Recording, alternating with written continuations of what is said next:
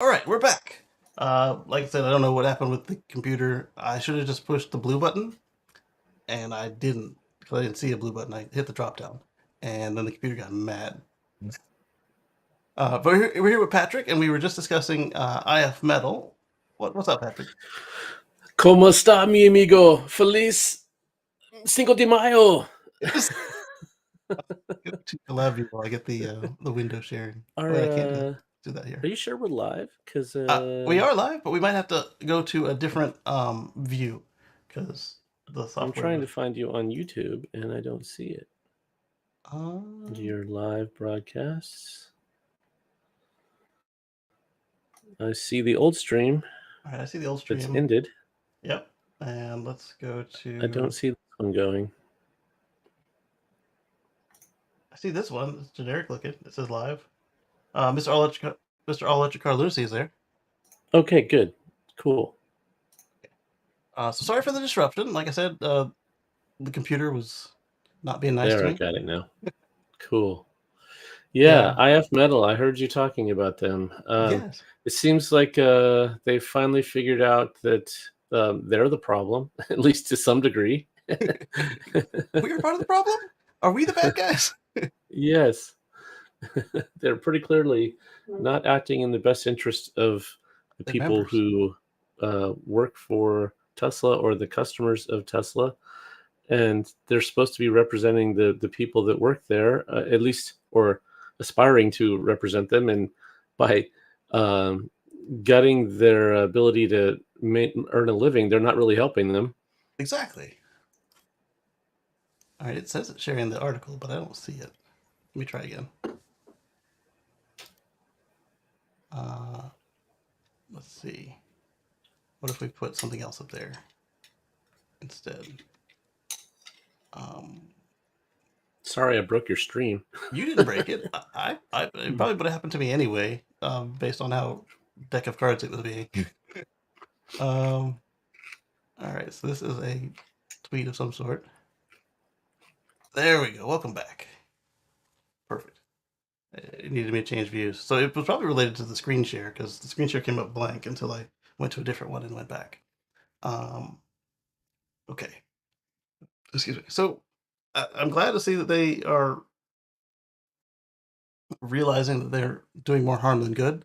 They probably should have picked a different example company to make an example of, because choosing one, like if you'd read any of Musk's older biographies, like they started this before the new one came out, but if you read any of his older biographies, you would know that he can be obstinate, and to choose one of these companies to make an example of was not a smart move. Right, but as we know, anything with Tesla in the title gets a lot of clicks, and so that's the one they want to go after because it's going to get them the attention they thought would get them the support they needed to make this happen, and it kind of went the other way. Right, especially if they were thinking that Tesla would do like Starbucks and Toys R Us and just roll over. Clearly, they didn't know who their competitor was. They just knew that anytime you include Tesla or Elon in the headline, it will get coverage. But how many months are we into this now? Right. Musk is a stubborn guy. Yeah. Among other things. To say the least. Let me put this projector back on. I need an out projector on the camera screen. Yeah, so I'm glad to see that this will be somewhat closer to resolved. The target were not Tesla, but privately owned Tesla cars that were all of a sudden locked by body shops. Yeah, like that was what I was saying in the intro to this. Is as a customer, if I knew that this was a BS strike, and my car was affected, I would go around the blockage and get my stuff fixed. I might still try to do that if I needed to get to work, get my kid to the doctor's appointments, go to school, etc. But I would be more sympathetic to it and consider what was going on. But you show me what was going on in the last 8 months, and I would not feel any sympathy to the action, and would go and get my car fixed. I mean, yeah. If that's your means of transportation, you've got to using me as a pawn for a fight that doesn't matter. Absolutely. Using me as a Mm-hmm. pawn for something that's going on that people are going hungry. People can't go to the doctor. It's a Nordic country, so you don't got to worry about going to the doctor. But say it was here and people couldn't go to the doctor. I would have sympathy for that. I would understand it. I wouldn't like it, but I would understand it. Exactly. Yeah. If we had these examples of Tesla employees being treated horribly and being denied rights or whatever, then that would be a whole different story. Yeah, Instead, it's like, oh no, they're just not members of our union. Are they well compensated? Yeah, in some cases better than they would be, but better than some of the other union members. exactly. Uh, so how are you going to help them? Right. But did they ask you to represent them? No. Okay. Did the company ask you to represent them for you? No. Well then, Mhm. all right then. Yeah, what good are you doing here? You're in there for your own self interest and nothing else. Go Exactly. away. Yeah. And then we saw already like was the top three people in the union aren't going up for their reelection, so Mm, no sympathy. yeah, and they know they screwed up. Yes. What did you think of the Cybertruck off-roading brochure manual? Yeah, that seemed pretty cool. Um, it's certainly one of the markets for that pickup, and so adding new software features for that seems like a smart way to go. Absolutely. All right, so let's see what this says here. Solar panels on a balcony. All right, Tesla is already pulling back supercharger plans after firing team. Like I said, this is developing and ongoing. I did kind of touch on this already, but also, like I said, I did most of this on the phone, so I have no idea what the articles are before I pull them up. So let's get on to the next one.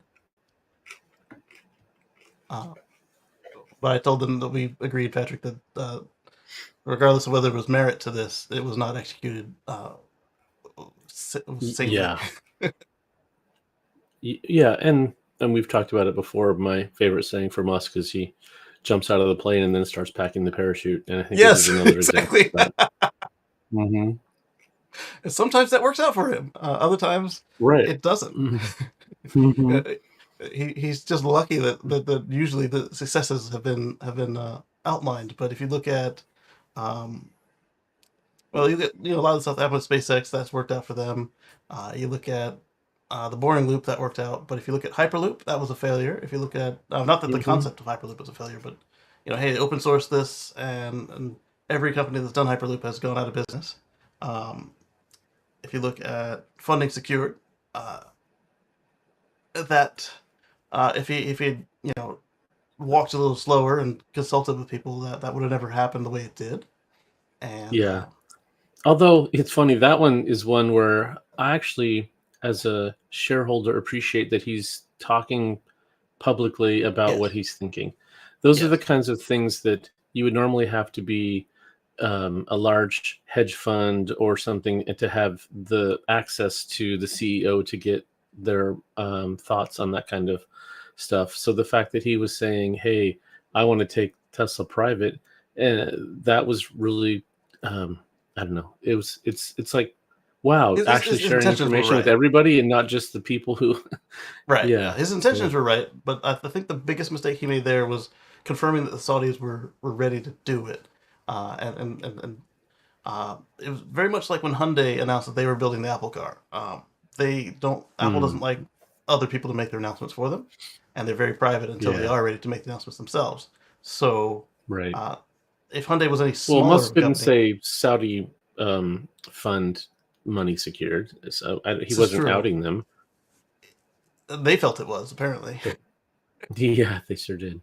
Yeah. So Yeah. so that I think was the only real mistake in how that was handled. If Hyundai had been smaller when they did theirs, they would have seen the wrath of Apple that we've seen when other Oh yeah. companies make that mistake. So very similar to all the announcements Mexico was making on Tesla's behalf, except Yeah. that Tesla wasn't They really were ready to. almost giddy about it. We were.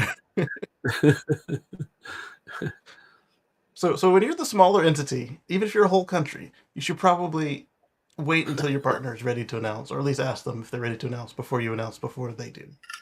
Right. Just saying. Yeah. You have to have a plan for that rollout of information. Yeah. Oh, but another way that jumping out the plane with the parachute not ready yet that hasn't helped is the removal of the rain and light sensor and removal of the Mm-hmm. ultrasonic sensors. Mm-hmm. I do agree those were the right moves, but the way they were done was just asinine. They weren't even close to ready when they pulled the cameras out for the or they pulled the sensors out for the wipers, and they were Mm-hmm. almost ready when it was time for the ultrasonic sensors. But here we are, was it a year, 2 years later, and those cars are just now getting their features. If you leased it, you're Absolutely. 12 months left. Yeah, absolutely. You're right. Yeah, if you leased it, you're 12 months out of your lease before, not out of your lease like it's over, but 12 months until it's done before you can even use what you paid for and have been paying for. And here I am, the car's about to turn 6, and like this is the first time that I've been somewhat happy with the wiper performance. I wonder how Most much a people rain sensor costs up to per vehicle. $35, but usually like Yeah. 5. Right. And if these were economy cars, I could see trying to squeeze out those costs, but Yeah. they're not. So yeah. The Keep one I them in do there agree until with, you have the feature working. exactly. The one I do agree with Mhm. is not putting the stupid Model S door handles on the Cybertruck. They are fun and they are pretty, but as somebody who had a car with 4 doors and went through 6 handles, it starts to work the nerve. I do agree that there should be, aerodynamicness, but why not go the route of the Model X? No door handles. We've got buttons, just like the Yeah, Cybertruck they're has. buttons. Hmm. Yeah, Hmm. uh, I think that was a good approach. Although on Cybertruck, I am spoiled. I would like the front doors to open and close themselves, but they don't. Yeah, I talked about it on the Tesla Life after we got the Model Y. For a Yeah, couple weeks, I would get in and step on the brake and then go, "Why isn't the door?" Oh it's yeah, just sitting there. Am I right. on a hill? Is the But I've wind been, blowing? Because those are basically the only times that the door doesn't do its thing: is a really steep hmm hill or a really brisk breeze. yeah, it just took me too long to unlearn that habit. I wonder if there's a way to add it back, like with the aftermarket stuff, because I would totally do Ooh, that. yes, I would too. Especially if it's like $1,000 or less, I would do it on at least the driver's door. You charge me Absolutely. 10,000. I'm like, I don't know. I can do a lot with $10,000. Yes, yeah, The 1,000 bucks, U.S. no Hmm? problem. I'm Yeah, there. Yeah. exactly. The U.S. now has one EV charging station for every 15 gas stations. That's a good number right there. People keep saying as soon as they're as common as gas stations, we'll be fine. I think this is a good number. Maybe 2 or 3 per 15 might be more ubiquitous, but you have to consider that unless we're talking about road trips or people who don't have home or work charging, Hmm. all of their charging is not done. Almost none of their charging is done on these type of stations, unless they're on a Right. road trip. Right. I wonder how that ratio is to EVs to gas cars, 1 to 15. Maybe like Yeah, because 5% on new, something like that, 8%. right, but it matters for the entire fleet, not just the new sales. That's true. So that would be an Yeah, because interesting comparison. it would And be. then, like you said, when you charge at home, like I've charged one time in our Model Y in the almost a year we've had it at a supercharger, and that's it. So, and it was the same with our Model 3. It's charged one time at a supercharger. In both cases, where let's just see, make sure supercharging works while it's under warranty. Yep, it does. Okay, we're good. Exactly. Mr. All Electric Car Lunacy says the goalposts will keep moving until one day the folks that keep moving them will realize that they're now playing cricket. This is true. Um, but even Mr. Supercharger.com here doesn't actually supercharge all that much. The quantity of kilowatt hours supercharged is stupendous, but that's just because Mr. Supercharger.com takes a lot of road trips. Uh, if I'm not leaving town, I'm charging at home, or if there just happens to be a free level 2 charger where I'm going, I'll take it because why not? Um, I I've only even paid for level 2 charging when I'm out and about and it's near where we're going. I don't detour for it. And so my ChargePoint account has probably got like whatever the minimum load is in it, and they should be paying me interest at this point. It's just sitting there. Yeah. Yeah, give me a check. Cut me a check back. Um, but this is a good stat for road trips, and I'd like to see how this Mm-hmm. compares with interstate accessible stations, because that's really the metric for these sorts of things. Again, excluding the folks who don't have home charging, or home charging is the wrong way to call it. Regular access to charging, let's call it that, where they park. Because you can do it at work. I did that for what, 2 years, 3 years. I didn't have a home charger, and I charged the Volt Mm. at work exclusively. Yeah, that works when you have access to that, and if that's in the middle of your commute, that's the perfect time to charge. Exactly. Mr. All Electric Car Lunacy says, yeah, the last time I needed to public charge was the beginning of October, coming back from Florida to Pennsylvania. I've been only at home except for testing out FPL stations. There you go. Yeah, and Yeah, I'm not trying to be insensitive, but um, the reality is, right now, the ownership of these vehicles is people who have a place to charge them at home, for the most part. I think the big exception to that is rideshare drivers who Yeah, rideshare are drivers. leasing them to do rideshare. They need the public infrastructure. They're not taking them home and charging them at home overnight. Instead, they're leasing them in the morning, driving around, supercharging midday, and then taking them back at the end of their shift. Yeah, and they will Yeah. supercharge locally. Yeah, Yeah. it's fast. So yeah, that's not. I mean, the initial supercharger network was set up for intercity long distance trips, so they actually intentionally put them in the middle of nowhere or just off the freeway between cities, and which made sense because that's when you needed it, was for road trips. Right. But this is a different use case. Yeah, and that's one thing I was glad to see when JNAX became a thing. SAE, when they came up with J3600, I'm just glad that it doesn't have one of them stupid numbers. But come on, JNAX would have been better. Yeah. They included a provision for both NAX and J1772 to have the Euro style Type 2 plug-in on the other end of the cable. So you can bring your own cables and charge into stuff like lampposts and like the Alaskan and Canadian and maybe Northern Washington engine block heaters. They don't exist yet for that, but this is a more robust connection than the 3-prong NEMA 15 outlet that you got to maintain and make sure it doesn't rust and all that stuff.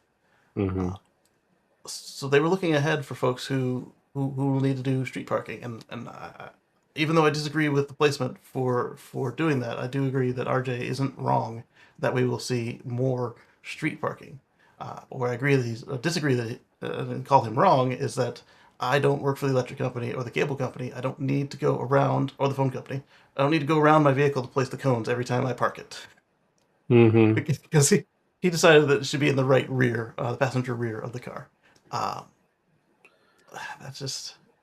That means that if you do have home charging, that every time you get out of your car, you got to do that stupid dog making its bed before it lays down. Walk. Right. Yeah. Yeah. It's, what do you optimize for? Street parking, because you don't want it sticking out into the street, or home parking where you want it conveniently placed. Put it on the nose. Yeah, the Leaf doesn't have a patent on that. right? Yeah. I actually thought that was a good spot. Yeah, or put it like the old school cars that have the gas filler on the license plate. I mean, don't put it in the license plate; that's dirty. But just put it in the center rear if you have to. Center rear, center front. Don't care. That way, you're not going around the whole car, and this way you can reverse in or nose in if you do have regular charging, and if you are street parking, you're not having your handle hanging out into the street. Right. My first two EVs both had it in the front. The first one was a Chevy S10 EV, and the front license plate flopped down. And then my second one was the Leaf, and that one had it in the front. So yeah, it's a good spot. So the front license plate is even worse than the back license plate for getting grit on your fingers. How did you have to keep a rag in the car? No, it wasn't that bad. Oh, did it rain a lot where you were, or you had it does rain a lot? Yeah, yeah, exactly. Yeah. Interesting.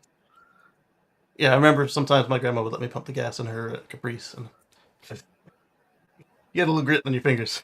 Yeah, probably. Yeah, just if you could kind of push it from the back where there's less stuff on it, and I got you. Yeah. Okay. Mr. All Electric Car Lunacy says, I don't even have a garage. It's a Grizzly Outdoor 1450. Added that for the Volt a long time ago. Exactly. So I have a garage, but the car doesn't fit. So I just run the cable under the little weather stripping and then close the door on it. Been doing that for years. Aptera behind the motorcycle license plate is going to be interesting. I hope the V3's reach. Sounds like we're stuck with them.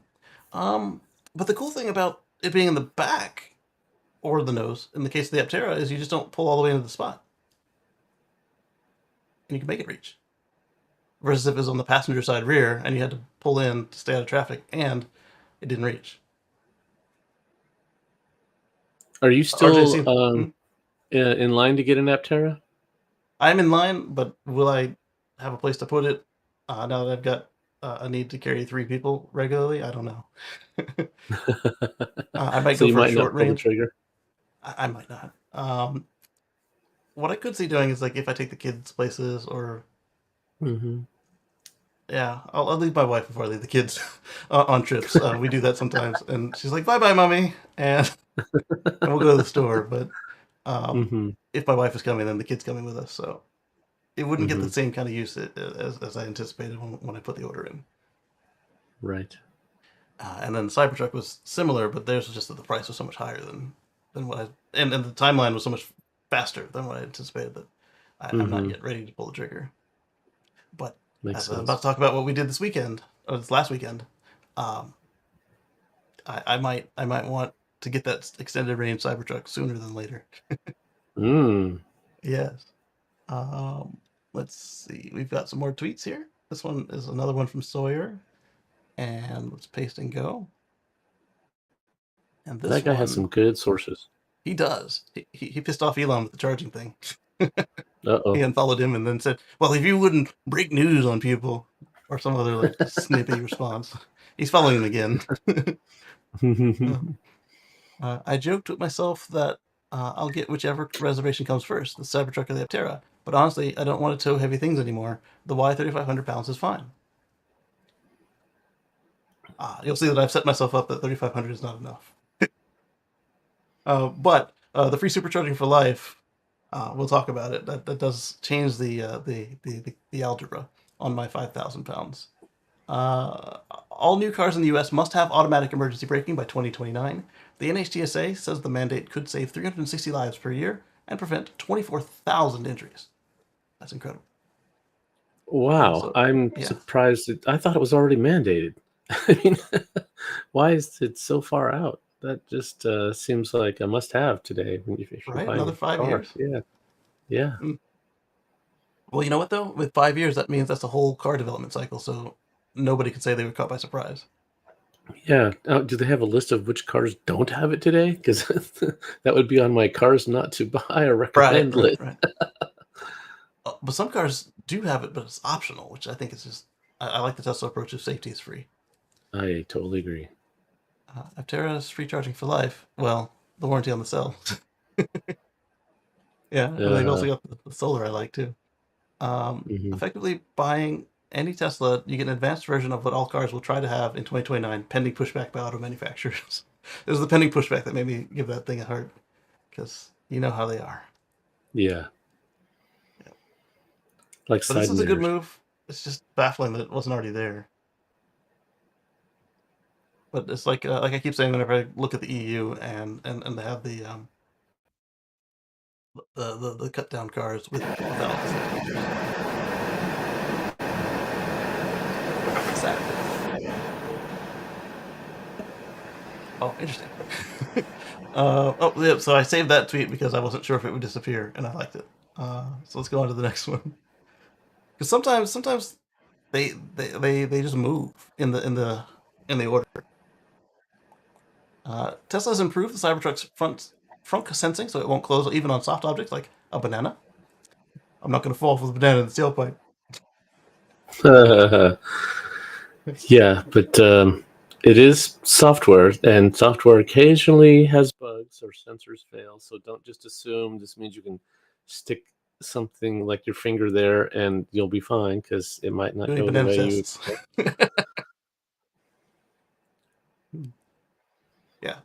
This is a good to have, but it's sort of like a last case scenario. You don't want to depend on this. You want to not have fingers in the Exactly. way. Yeah. Get caught hanging out there with your banana in your hands, if you were. Brian will get it. Um. So that was all I had to say about that one. Uh, Anybody tells you that it's chopping off fingers, it's not anymore. At least not on this update. They had a cooler that they're selling. Seems expensive. Try that, little Bronco. I'm gonna let it fry. Oh, why do people pretend to be concerned that electric cars or electric vehicles about electric vehicle fires when gas cars are the ones that catch fire all the time? Yeah. And yeah, so here's just a new Bronco just burning up at a stoplight. That was all there was to that as well. All right, so we already read the wild email from Tesla to suppliers. That was wow, wow. Yeah. That's all At we our need. Earth Day Drive EV event, Brian from Futuraza did a FUD busting talk, and one of the things he was talking about was EV fires and how if you were just looking at the headlines, you would assume that it happens every day and it's far worse than gas cars ever. But it's only because it's an anomaly that it makes the headlines. Right. Um, Dog bites man doesn't make headlines, but man bites dog does, and that's what Exactly. EV Yeah. fires are far less likely to occur because there's this stuff gas and it's I don't know if you've heard, but it's flammable. Right. It's right in the name. Their engine Combustion. type has the word combustion right there in the name, and it's unfortunately not always internal. Right. Yeah. Was I think And, this and like guy? like if you tried to look for something like this, if you tried to look for this fire in the news, you might not see it, except in the most local of papers. Right, exactly. Yeah. Whereas if that was a Tesla, it'd be global headlines. Exactly. Like I passed a car that's very much like my mom's car. That was half gone. It shut the road down for a minute, and nothing. No. Oh, these things happen. Okay. Hmm. Euro NCAP tests are really good reading. That's how I found out that Model Y did poorly on child seat tech, but the cars that did well on it did poorly on actual rear passenger safety. Exactly. Um, there's a new trend making electric bike batteries safer. So this one I didn't read, but I wanted to, you know, bring this up. That I think I did skim the first paragraph. You might have seen workplaces and schools that were banning e-bikes and well, not e-bikes, but e-scooters mostly. And we saw the article that Georgia got for us on What Drives Us, where there were bike shops that didn't have good chargers, and they were burning down the blocks that they were in, the business blocks, and so it's good to see that the industry is doing something about it. Let's see. From what I understood, it was a chemistry and a smart charger. Let's see if I can skim it and find it again. Incredibly low. Compared to That's one thing bike. that's nice about LFP finally getting its day as a major chemistry. It's finally gotten good enough that it can be used in a lot more applications, and it's just far more stable. So Yeah, even though we're already saying that battery fires are far less common than gas, they're still going to reduce even further, which is great. exactly. Yeah, I mean it's low hanging fruit. Like on this one, what actually did it was not smart chargers or chemistry; it was potting. And this is something that we see already on a lot of the large EV batteries for various reasons, but they also have higher R&D budgets than these bike companies. So potting is basically the material that they fill up the gaps in between all the cells with, and so it's like a glue. So people were complaining on how the 4680 cells and the later 2160s with Tesla, where you couldn't individually go through and replace Mm, one cell anymore. Uh, Finding and diagnosing and fixing the one cell and then keeping it in sync with the others was turned out to be harder than the labor involved, and right, so it was better to just recycle the whole pack or reduce its size. Like exactly. say it was long range, recycle it down to a standard range on a refurbish, than to try and replace those one or two cells. And so it actually was a safer battery just to be just a full of putty, and and now that's what these guys are doing with the e-bikes as well. Because they actually see a lot more stress than the car sees because sidewalks and the bike paths are not not that you should be riding on the sidewalk are not as smooth as public roads. So it puts some stress on the connections of the battery. And if it's just one unit, it's a lot easier for it to handle it. So that's pretty cool. Next up, we've got a couple more, and then we're going to tell you why I took a trip last week. We've got this one is Lightship RV. Lightship is adopting Nax, so we've got another Nax participant. And I was always wondering Cool. why they kept showing the CCS1 on that thing because they hadn't decided they were going to do it. And now they've decided. Troy, our head of software and controls, former Tesla charging engineering leader, and a pioneer of the Nax design and standard, explains why Nax offers you a best-in-class outdoor travel experience. I know it's only 30 seconds, but I haven't actually connected the audio, so we won't actually sit here and listen to it unless I can get closed captioning. Can I get closed captioning? No. So yeah, I will watch this later and find out the reasoning. But I was just happy that we had another Nax participant. So we're still missing VinFast Mhm. and any of the trucks that aren't going to MCS. But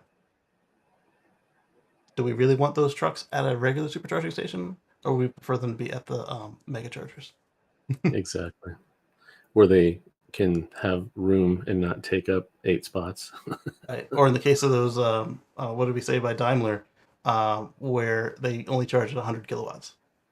Not that I think that as a long haul trucker, you'd want to come behind a truck that can only charge 100 kilowatts when you need a megawatt, but at least it'll fit in the spot. Yes, exactly. Yeah. So this one is good and bad. The U.S. has loosened some electric vehicle battery rules, potentially making more EVs eligible for tax credits. So it's good for the consumer, and it's bad for the goal of bringing all the manufacturing home.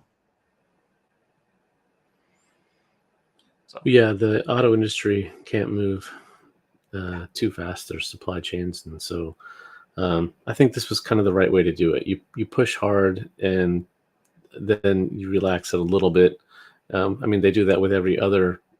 right, Uh, how long has it been since we were supposed to have a 40 mile per gallon fleet, and they've kept pushing that standard back? So exactly. um, give EVs at least the same break. I think so. Yeah. Okay.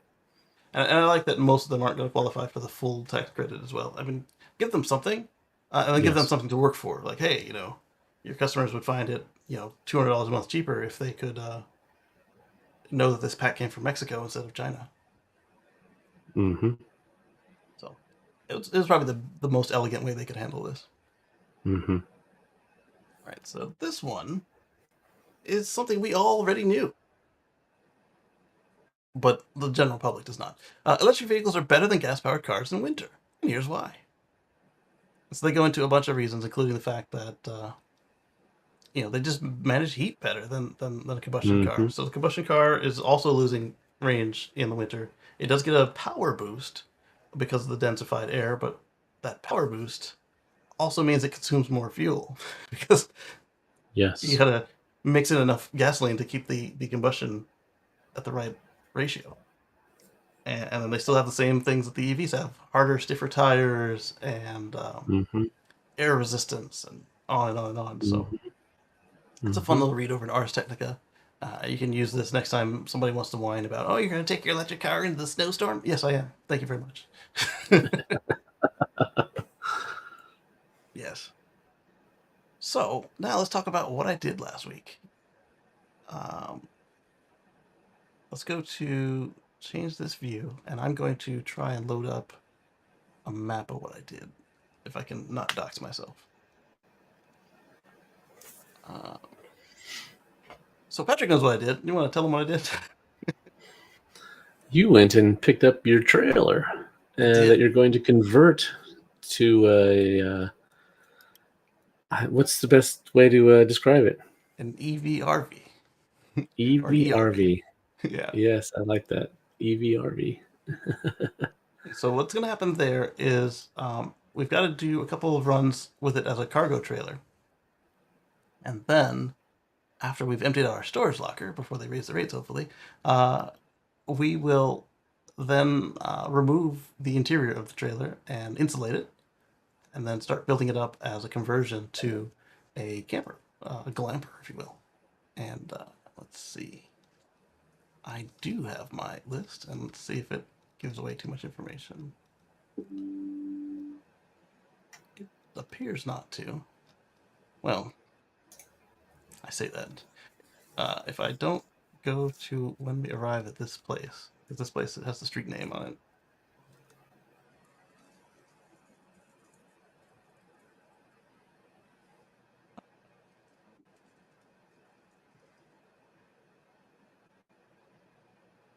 Okay, I just won't scroll down to everything. All right, there we go. So let's go back to presentation view. It's in a different column. I'm looking in the wrong column for it.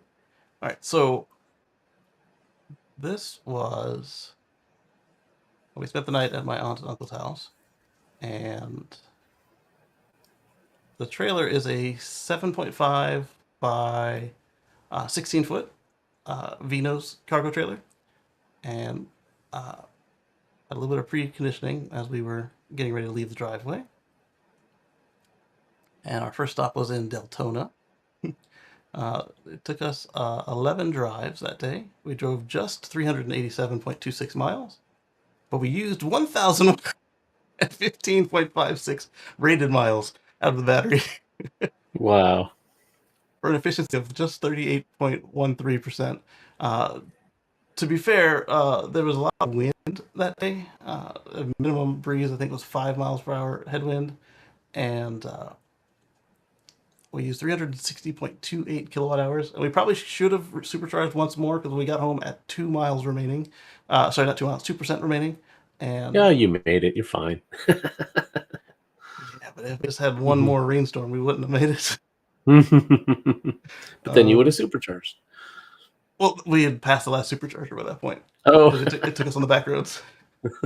So we were driving for a total of 8 hours and 7 minutes, but we were charging for, does it say how long we charged for? 39%.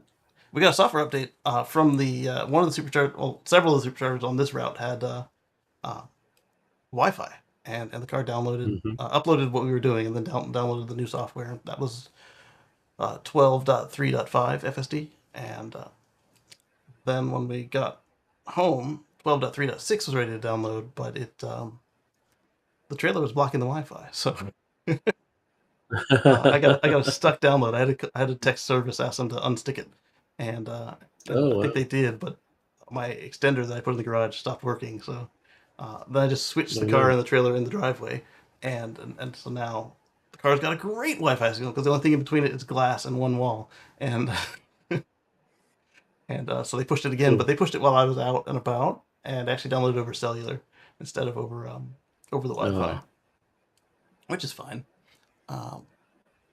It installed, and I haven't had a chance to drive it yet because we were going to take baby to go see grandpa, but grandpa was at a party, so a grown-up party, so couldn't just go find him and be like, there, play with the kids. So as you can see, most of these supercharging sessions were just like ridiculously long. Some of them, the cars like you can go. Worst case scenario. Yeah, exactly. Yeah, some of them the cars like you can go, and I'm like, I don't trust it. So every time the case was right. It didn't matter as much in Florida because you guys have a lot of superchargers now, and we could have just gone to a closer one. The car's like, yeah, you're gonna go to Pooler, Georgia. You're not gonna go to Pooler. You're gonna go to here. You're gonna go to Jacksonville. No, you're gonna stop in St. Augustine first. But we were traveling at 60 miles an hour, and I'll show you why in a minute. My car's got an interesting power curve because I don't have symmetrical motors. I've got the ludicrous motor in the rear, and Mr. Electric Car Lunacy says the EVRV, not to be confused with the EREV, like the Volt. Exactly.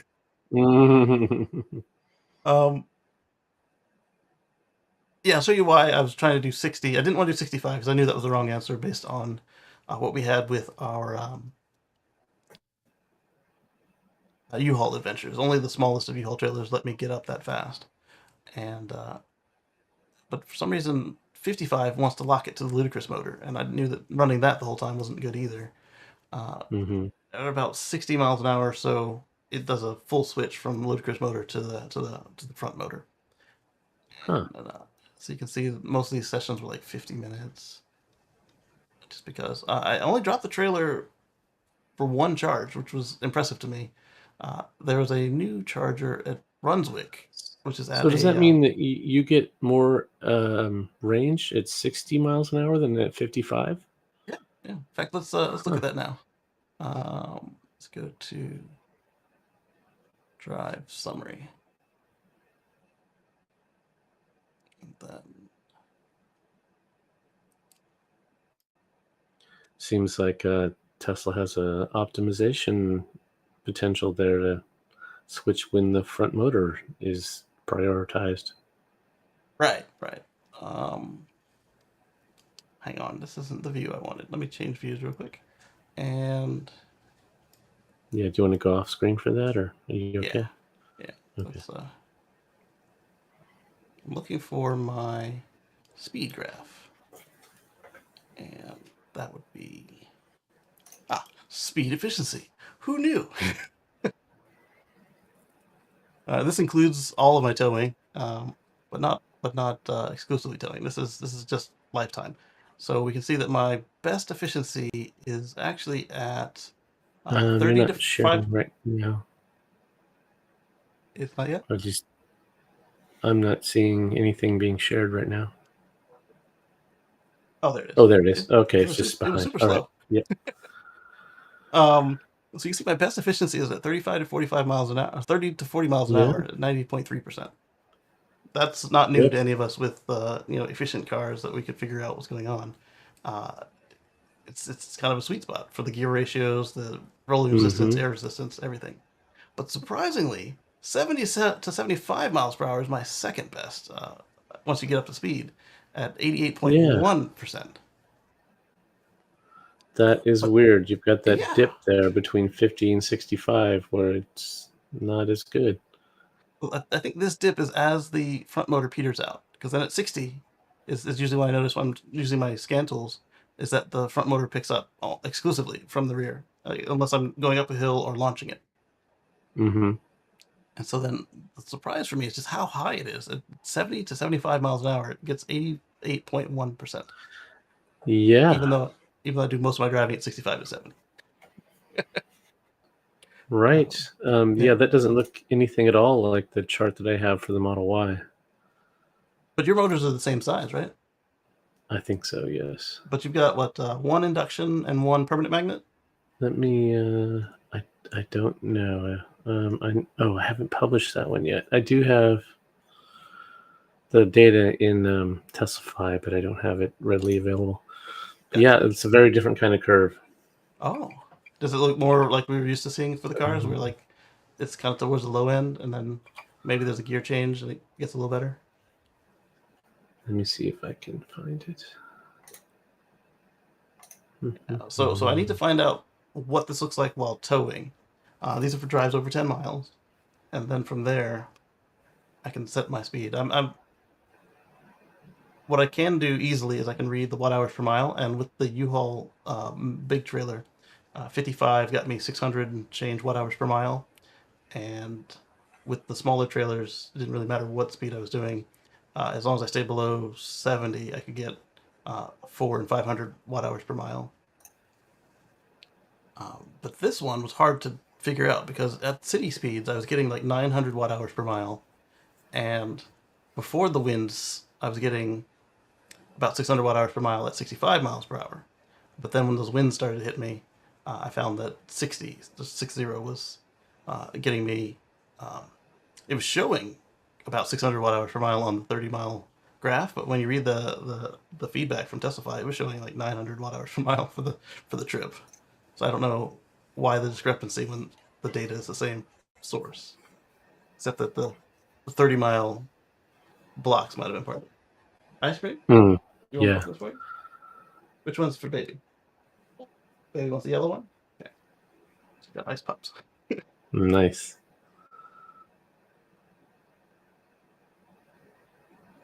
Oh, what were you saying, Patrick? I interrupted you about ice pops. Oh no, I was just I found the chart, and it's super efficient, 25 to 30, 107%. But then Oh, wow. back to Yeah, 30 to 35. I'm at 81, and then it's just slowly ticks down up to 65, where it's down to 74. So it's more of a just This is you a go a little parabola. faster, you're a little less efficient from 35 on. There's no weird Bump. bump like you have of there's no Wow. trough. So I would say that your motors are a much closer match, and then whatever gear ratio they are is also probably pretty similar. It's Exactly. interesting. Yeah. I feel kind of good about this now. It's like I hit second gear Right. to fix this. Exactly. Yeah. You have a And reason to say 65 is better than 55. yeah, You and Sammy Hagar. yeah. But even better than that is 70 and 75 is better than 65. Yeah. Yeah. I think the reason why I didn't have more of that is in South Carolina. That's South Carolina, Georgia, and Florida. That's very acceptable.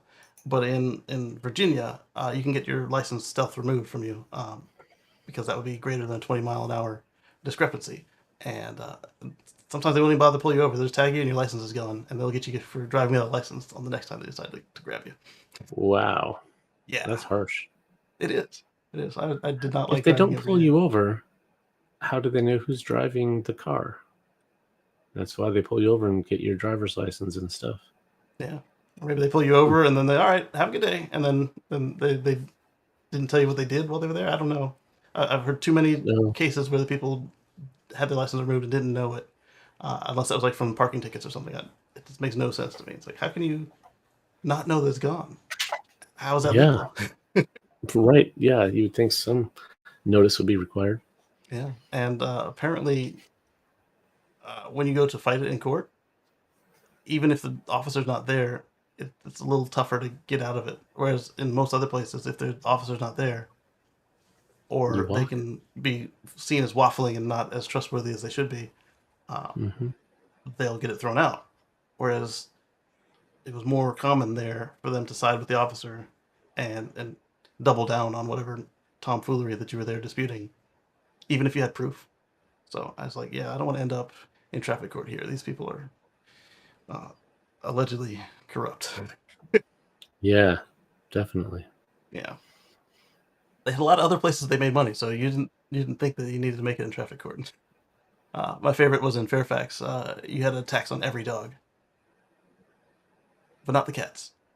I guess because dog catcher couldn't catch you walking your cat with the wrong color tag.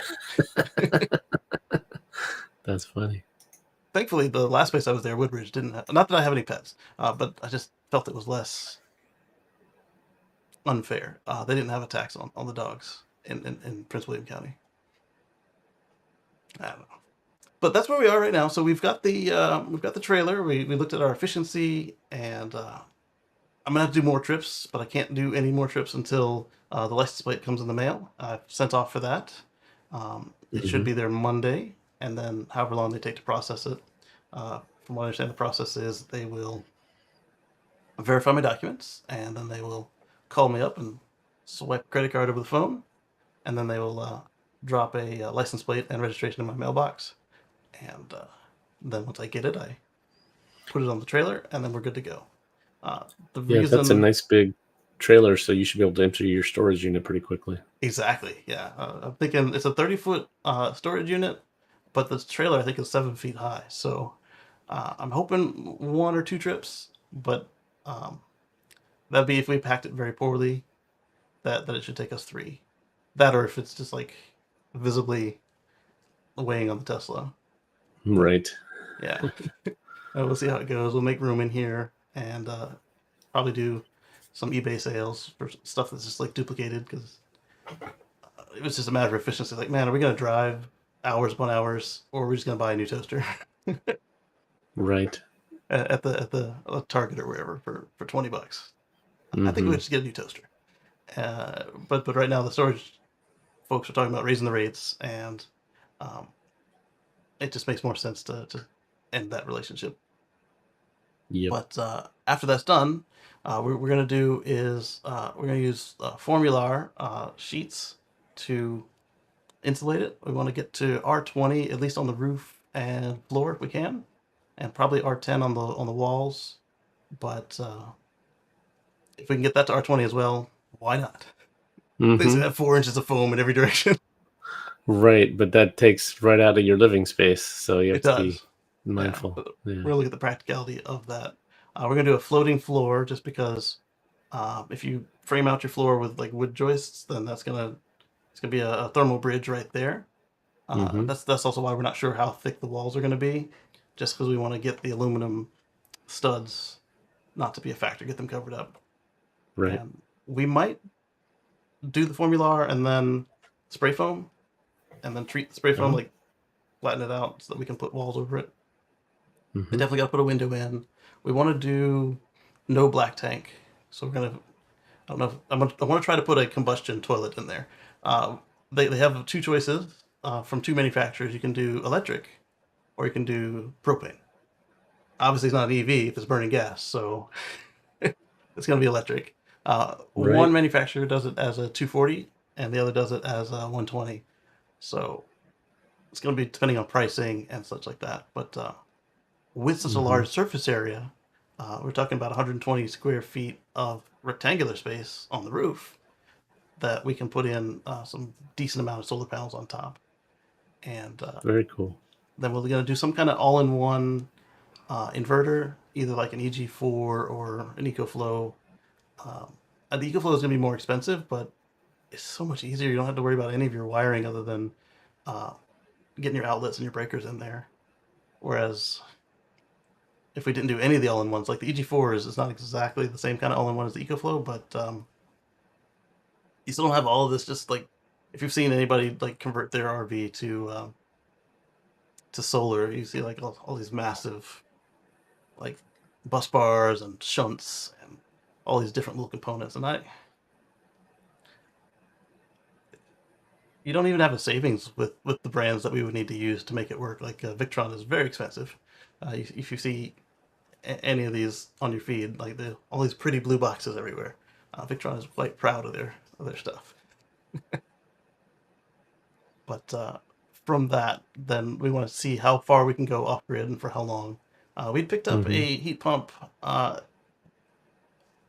little portable heat pump on discount, but it's only good for 107 square feet, and like I said, we're 120 ish, so I don't think it's actually going to keep up. So we might not install that one, but Yeah, it all depends on how good the insulation is.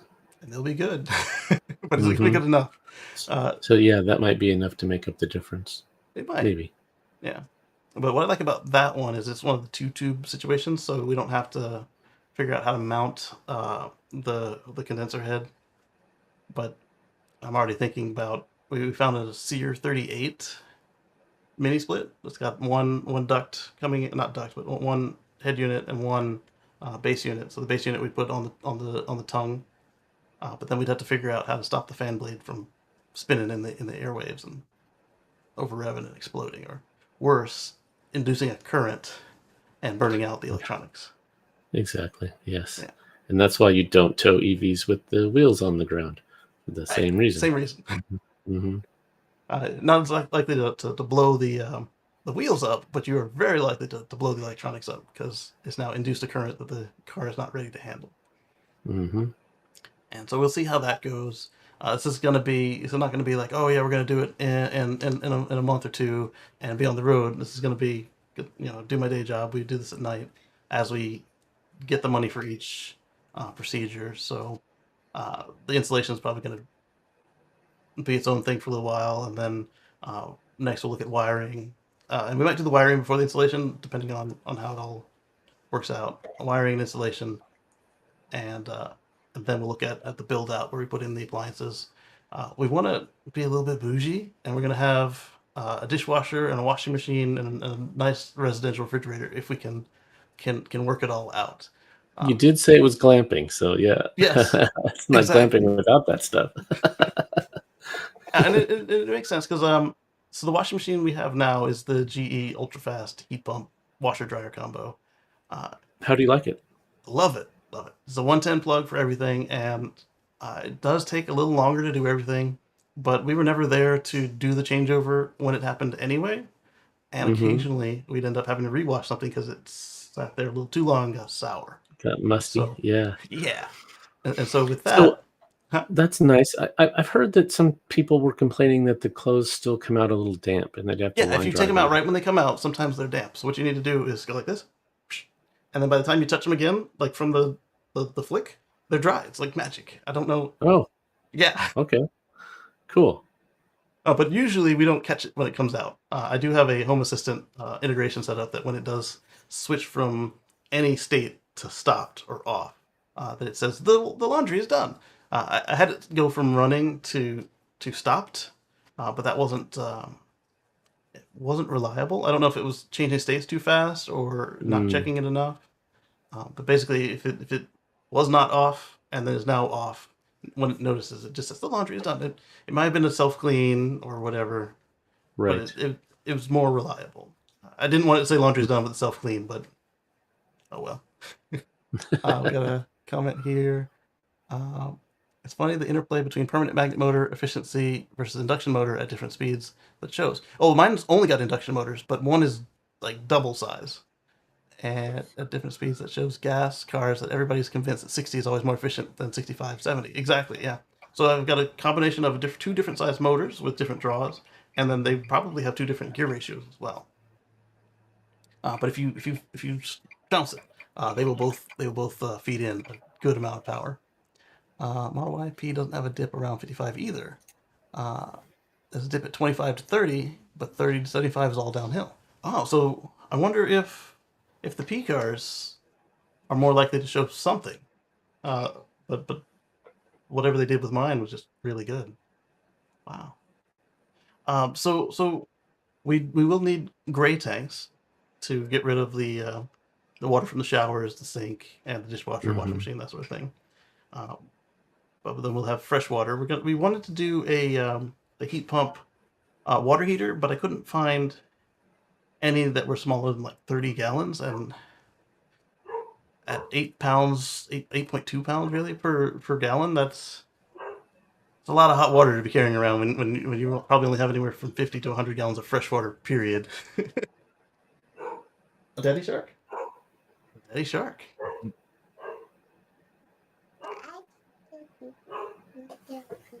This is some kind of. Oh, this is like some kind of spam that has my name on it and a fake credit card.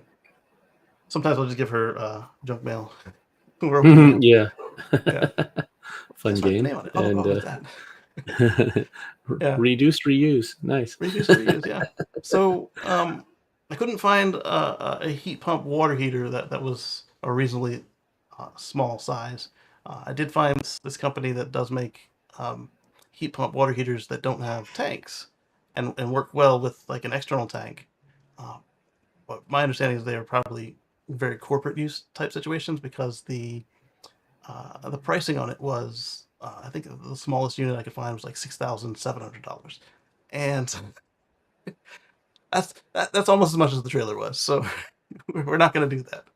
We'll probably Hmm. end up with probably like a 4 or 8 gallon just electric 110 water heater, and then I'll probably try and put some smart switch logic on it, or at the very least not have it running while we're sleeping, that sort of thing. And then with the solar, we'll probably have 240 at the ready, even if we don't have the 240 toilet, because the cool thing with that is if we do have any excess, we can charge the Tesla with it. So Hmm. not a bad thing to have it available. So that's going to give us either a 48 volt or 96-volt battery system, depending on if we go with the all-in-ones do-it-yourselves or if we go with the EcoFlow. The only reason I'm looking at them is because I've got the EcoFlow running this house now, and it wasn't the most cost-effective, but we got everything on sale, and it ended up being about the same as if we'd rolled our own. I would consider a Powerwall, but one, it's expensive, and two, they don't really just kind of let you do it yourself. So I don't think I'll find anybody who will install it on the trailer for me. Tesla Hmm. did do it on their Australian roadshow, but that's Tesla. Yeah. Yeah. And that was kind of just an office on wheels, basically. Like, here, come on in and we'll sign you up for buying a Powerwall or sign you up for buying a Model 3 or whatever the case was at the time. It was cute, but it would take some serious finagling to have that happen. Yeah. So what we're gonna be doing in the meantime, while we wait for the ability to take this thing on the road, Florida, Georgia, and South Carolina don't really care if you don't have a tag on the back of your plate, so that was easy. North Carolina cares very much if you don't have a tag, so that's why we didn't just run out this weekend and make the first run. But we're going to be looking for sponsorships if available. So if you know anybody who would like to sponsor such a thing, get them my way. And I've got a document that I'm going to customize for each place and send it out. We're going to like say, hey, how would you like your solar system to be represented? Or can we take a tour of your factory for this and see how it goes? But we'll try to make sure that they're not. You've seen bad sponsorships on YouTube, and you've seen ones that are kind of fun. I'd like it to be either neutral to kind of fun, like if it's just a little uh, tag with their logo at the beginning of the video, or we go visit their factory. I think those would be the fun ones. But like it, oh, let's interrupt and talk about. No, I don't like those. You've got lots of room on the sides of your glamper, so first come, first serve. Oh, that'd be fun too. Just paste it on there. Boom. Yeah. Like a good wrap. Yeah. And we haven't picked a wrap out yet, so if you want it to be on there, we can integrate it, make it look nice. The color is kind of a medium gray. I like that, but I don't know how that's going to affect us with radiant heating from the sun. So maybe we'll do a layer of what do they call that solar barrier that NASA uses? I've got some of that in my attic. We might do a layer of that either above or below the rest of the insulation, just to re-radiate that back out. Right.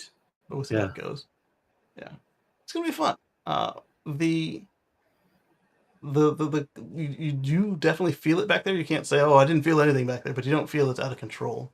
One thing we did notice with this trailer versus the U-Hauls is as large trucks come to pass us, there's definitely a little bit of suction. The car wants to move towards them, so that was fun. And but we'll see how that goes. If you have any questions, ideas, or suggestions, like if you've done something like this before, I'm open. Don't know that we'll implement everything, but we definitely want to at least have considered a lot of possibilities before we get started. And it'll be an adventure that we would love to take with you. So that's going to be called the HV Nomads, or the High Voltage Nomads. And cool. You'll be able to find it eventually at hvnomad.com. If you go there now, it'll say, hey, somebody bought this URL, but there's nothing here, because that's true. I was talking with Patrick. I thought that I had accidentally not renewed the Unplugged Nomads. That's when we were first planning this. What was it, 2 years ago now, Patrick? Oh, wow. Has it been that long? Yeah. Yeah, it's been that long. That's what we had planned to do. And then apparently I was checking from the wrong domains account. And so I thought somebody had bought it and squatted it, because they gave a price. They're like, hey, you can get this for 60 grand. I'm like, oh, well, they're aggressive. Jeez. Yeah, apparently 60 grand was a suggestion and not what somebody was asking, because I still have it. I logged into my other account and saw it, and it wasn't listed as for sale or anything. But yeah, somebody came to me and said, hey, here's 60 grand for your URL. That would definitely get me considering it. So whoever put that number in the system, they were right. It was worth considering at that point, but definitely you might not get it for 60 grand. But what spooked me about that is one of my oldest URLs is a 4-letter URL, and there was a message that basically, if you clicked anywhere in the message, you would have authorized the sale of the URL. So the right answer was to delete it. Yeah, be careful. That spooked me. Yeah. Yeah. What about Daddy? Baby and Daddy? Yeah, that is Baby and Daddy. We're sleeping. I'm sleeping. You're just staring into space. Oh, you're about to sleep. She still just calls herself Baby. So what's Baby name? Don't put her in a corner. Somebody put Baby in a corner. I actually put her in a dark closet. Oh, Stay in the doorway. She doesn't like it. Well, she learns not to do that thing anymore. Whatever it was that got her in timeout. Her mom put her in timeout just by by a couch one day, and she said, "All right, we're gonna count to 10. I'm gonna count to 10, then you can come back." She said 1, and baby said 2. She said 3, baby said 4. I was like, "Oh my goodness, this is so cute." I wanted to laugh, but then she would have heard me, and that's Mm-hmm. not effective punishment. Be laughing at them. Right. Yeah. Yeah. That would be encouraging the wrong behavior. Yeah. So, I definitely want to thank Patrick for your time. Thank all of you guys for your time watching today. I want to thank our channel members for your monetary compensation to help keep the channel running. That is going to be separate from this EVRV project because, one, it doesn't cover it, and two, I don't want to mix anything. So if you do want to do something for this, we'll figure out how we're going to do it. But I've got Patreon, I've got Ko-Fi, all of that. I'm going to need all the help I can get because the solar panels alone are going to take a couple of rounds of savings to get them up if we don't find a distributor or manufacturer Mhm. to just give us solar panels. Yeah, And and the heat pump and the and heat pump and the yeah, all this batteries, stuff. and yeah, they're all none of those items are cheap. Exactly. Insulation even, you put Installation's going to enough of it, be it adds up. fair. Yeah, yeah. Yeah. Because you can't just use the cheap, thick stuff. You have to, No, because it eats into your space, so you have to pay for exactly. the premium stuff. Premium stuff. And so the trailer is already here. We got it, but if there's a if the manufacturer of the trailer wants to say, "Hey, that's ours right there," and just like pay us back for it, that'd be awesome. uh, Mhm. so the one we ended up with is an Allcom Stealth. The reason we picked this one, aside from it being on sale for a ridiculous price on eBay, was we wanted an all aluminum trailer because with aluminum you have resistance to rust, and Mhm. the other key component is, I mean, it does not say corrode, but it does oxidize, but it does it differently than iron and steel do. Uh, Mhm. and then once it's done that, it's protected. Versus with iron and steel, Right. they'll go all the way through. The other reason we Right. wanted it was that the aluminum is lighter than the steel trailers. So even though our trailer is like bigger than the car, like if you look at them on camera or you see me park one next to the other, the Model X can disappear behind the trailer. Uh, the reasoning for that is that it weighs less. So this large trailer only weighs 1,900 pounds in its empty state, whereas a steel trailer would weigh about 3,200, 3,500 Oh, pounds wow. That's easily a big at that size. difference. Yeah, and Makes sense. yeah, and so it actually has a higher capacity than the X has. It can go up to 7,000 pounds with the axles it's got on it now. Uh, I don't know what the frame can Hmm. support if we were to change the axles out to bigger ones, and we may It's a still change single axle? double. Okay. We we may still Yeah. change them out just for independent suspension with torsion axles, but right now it's just got the standard Dexters, just standard leaf spring axles, and Mhm. they do the trick. They don't feel as bad as like when I would go over a speed bump with the U-Haul. It would jerk a lot, but here sometimes I only feel when the Model X goes over like a speed hump, and I don't feel what the trailer does, or sometimes I hear it, but it's really nice. But uh, so we may change that out. And it can hold up to 7,000 pounds, whereas the Model X can only hold 5,000 pounds. But the Cybertruck can hold 11,000 pounds, and we're gonna obviously lose however much weight the extended battery pack takes from that because it sits in the bed, which means it's payload. And so it would be less than the Cybertruck can do, but it can be more than the X can do if we're not careful. So as far as like filling out the water tanks and if we're not careful with planning and making sure what goes in it. So when the time comes that I am able to pull the trigger on the Cybertruck order, we'll definitely be looking at the extended range battery because you're looking at almost 500 miles or around 500 miles unencumbered on the dual motor. Uh, when I reserved what became the Cyber Beast, but only because it had the longer range and that car is a P100D. I was like, oh well, might as well keep it up, right? None of that matters. The Cyber Beast has a slightly lower towing capacity because it weighs more, and the dual motor is just a better choice for what we're going to be doing. and then the extended pack will be nice because our longest hop on that trip I showed you guys was what 90 miles, and while it will be comfortable to take naps and stuff while we wait for supercharging in the RV, sometimes you just want to get where you're going. So being able to go, I'm hoping that we get around 100, 120 miles when it's not like uphill and windy and raining. But using that 90 miles as a rule of thumb for now until we see what really happens with it, when we can drive it around freely and legally. I just don't.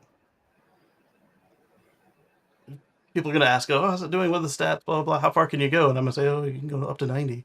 And then people are going to like sneer and discuss, "Oh, like," and that's not a very good, ambassadorship for EVs. It's not, yeah. Yeah, it works for us, yeah, because you can take a nap all the time. Yeah, but you're going to always take a nap. Versus, oh yeah, my gas truck will do 200 miles on a fill, or something like that. And so, right.